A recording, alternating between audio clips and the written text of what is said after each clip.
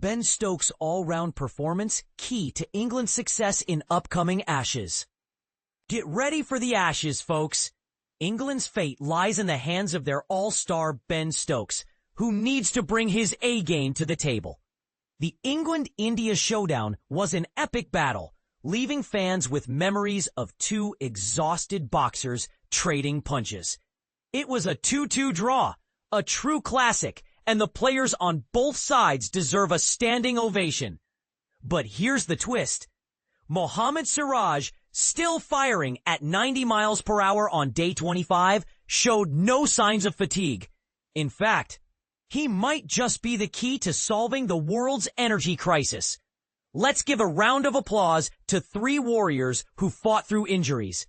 Shoaib Bashir, bowling with a broken left hand at Lord's. Rishabh Pant, batting with a broken foot at Old Trafford. And Chris Woakes, who joined the legends with his performance at the Oval, armed with his trusty Gray Nichols bat. Don't let the white flannels and tea breaks fool you. Test cricket is a brutal, no-holds-barred sport. It's also a sport of opinions, and one prevailing view is that England's 3-1 win at the Oval would have been a travesty. India, the away team, dominated the run charts with 4 players in the top 5 and had 4 of the 6 leading wicket takers. They won more sessions and lost every toss. Indisputable facts. But was it really a travesty?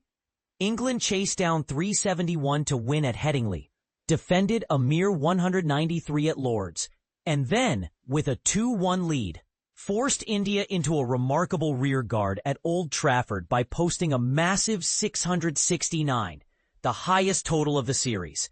If they had followed that up with a 10-man chase of 374 at the Oval, breaking the ground's record by 111 runs, a 3-1 victory would have been well-deserved. Now, this isn't to say the outcome wasn't fair. Shubman Gill's India showed heart and skill, earning their draw.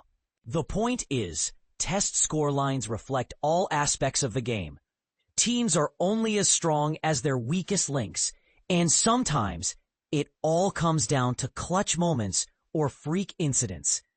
Take the 2009 Ashes, for instance, when Australia dominated the runs and wickets charts, but still lost 2-1.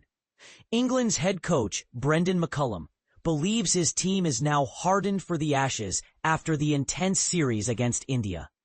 It's a concerning trend that England have won the first test and lost the last in 5 of their last 6 series.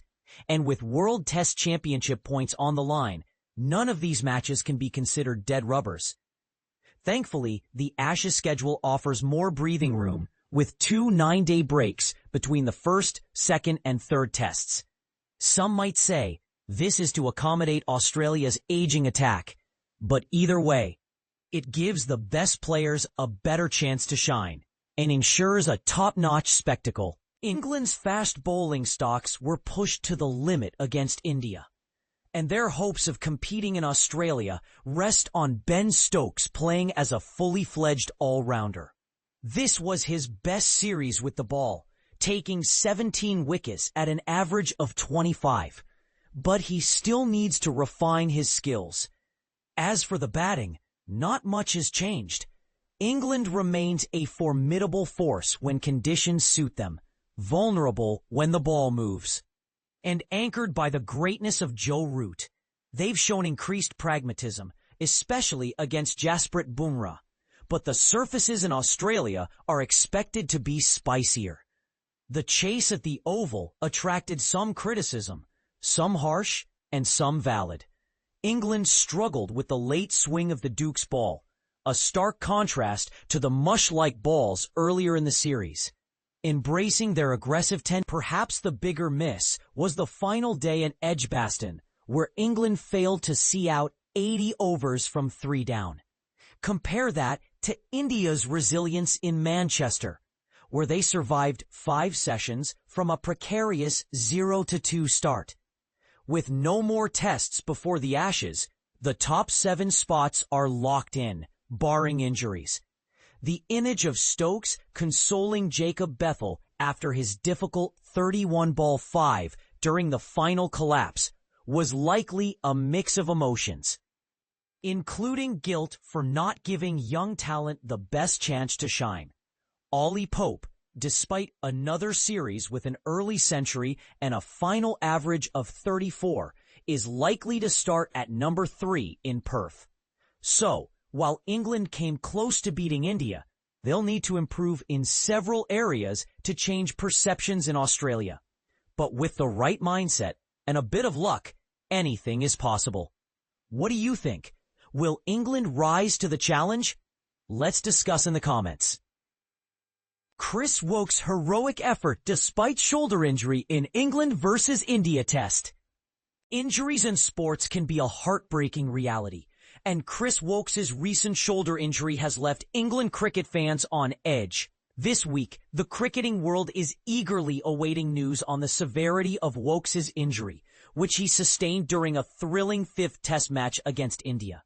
On the very first day of the match at the Oval, Woakes appeared to dislocate his shoulder while fielding. Despite this setback, he remarkably returned to the field on the final day, batting with his left arm in a sling.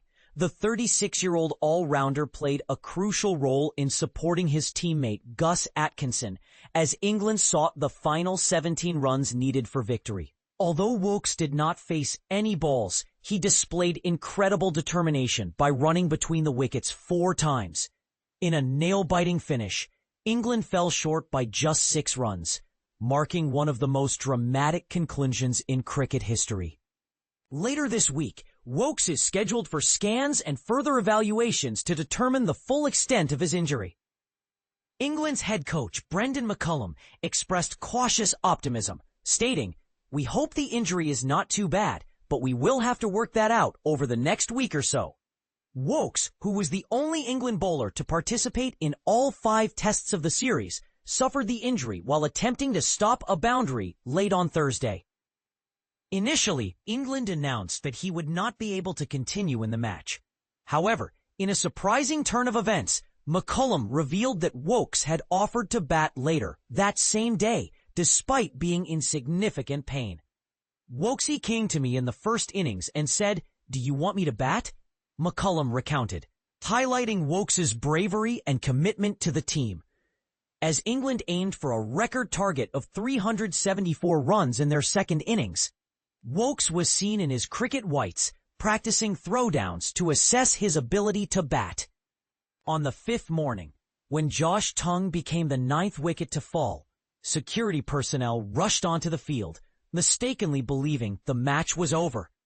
Yet, Woakes emerged from the dressing room, his injured arm concealed beneath his England sweater. With Atkinson protecting him from facing the ball, Woakes spent 16 minutes at the crease before Atkinson was bowled by Mohammad Siraj, concluding the test and resulting in a 2-2 series draw. Although Woakes did not face any deliveries, it is reported that he was preparing to adopt a left-handed stance, which would have allowed him to keep his injured left shoulder as far from the ball as possible, while using his healthy right arm to control the bat. McCullum praised Woakes' spirit, stating, "It's what you want from our players. This game is hard and takes us to some tough places, challenging us mentally and physically. Sometimes we end up with injuries. To still want to go out and do your best for your country is what these guys are desperate to show." However, Woakes' injury raises concerns about his availability for the upcoming Ashes tour in Australia, set to begin in November. Additionally, he will not participate in the 100, which kicks off on Tuesday. England's captain, Ben Stokes, is also sidelined due to his own shoulder injury and is undergoing rehabilitation. McCullum reassured fans that Stokes will be fine for the Ashes, as he has opted to step back from playing in the 100 to focus on coaching and mentoring his Northern Superchargers team. Woakes' injury is just one of many in a series that has seen several players affected. For instance, England spinner Shoaib Bashir played with a broken finger during the 3rd Test at Lord's, while India's wicketkeeper Rishabh Pant batted with a broken foot in the 4th Test at Old Trafford. This situation has sparked a heated debate about the potential introduction of injury replacements in cricket. However, Stokes firmly opposes this idea, stating, "I don't see it being a thing. I could have gone into this game knowing I had a sore shoulder and saying I'll give it a go. Hopefully I come through, but if not, I know I have someone who can come in and replace me. I feel like there is room where you could manipulate it a little bit. I am still heavily against it." What do you